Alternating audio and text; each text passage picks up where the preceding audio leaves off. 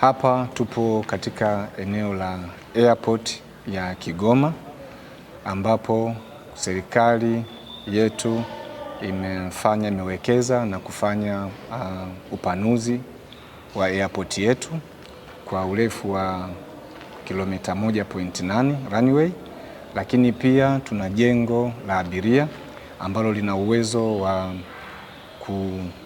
kuwezesha abiria 500 kwa wakati mmoja, 250 wanaoondoka na 250 ambao wanaingia katika mkoa wetu wa Kigoma. Mradi huu umeanza tarehe 5 mwezi Septemba mwaka 2023 na ni mradi wa miezi 34 na unatarajia kukamilika mwaka huu tarehe 27 mwezi wa 7 mwaka 2026. Mradi huu unatekelezwa na mkandarasi anaitwa China Railway Construction Group kwa thamani ya bilioni 51.4, lakini mpaka sasa utekelezaji wa mradi huu umeshafikia asilimia 60 ya utekelezaji wake na amekwisha lipwa kiasi cha shilingi bilioni 24.5. Mradi huu unakutekeleza sehemu ya kuegesha ndege kubwa Boeing 737-800 ambazo zinaweza kupaki ndege 9 kwa wakati mmoja, ukilinganisha na awali ambapo zilikuwa zinaweza tu kupaki ndege hizi ndogo za Bombardier. Na kwenye huu mradi kuna ujenzi wa maegesho ya magari yapatayo 100 kwa wakati mmoja, lakini imejengwa pia barabara za ndani zenye urefu wa kilomita 1.5.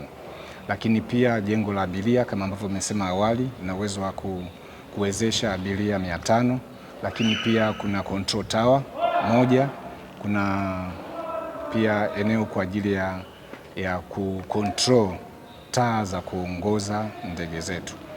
Kwa hiyo kwa kifupi, mradi huu unakaribia kukamilika, uko asilimia 60, na ukishakamilika utachochea sana uchumi wa mkoa wa Kigoma. Ni kwamba unasaidia sana kuunganisha nchi zetu jirani, nchi za Burundi, nchi ya Rwanda, lakini pamoja na nchi ya Kongo. Hivyo lakini itawezesha kusafirisha abiria kutoka Kigoma kwenda kwenye nchi hizo za karibu, lakini pia kwenda kwenye mikoa mbalimbali katika nchi yetu ya Tanzania.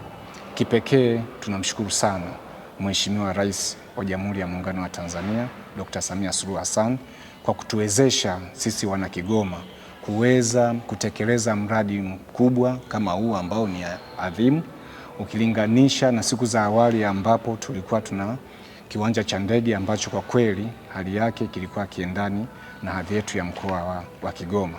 Hivyo tuna kila sababu ya kumshukuru Mheshimiwa Rais kwa sababu mpaka sasa mkandarasi hatudai hela yoyote, amekwishalipwa zaidi ya shilingi bilioni 24.5 kati ya bilioni 51, na ambapo akiraise tu certificate yake analipwa mkandarasi mara moja.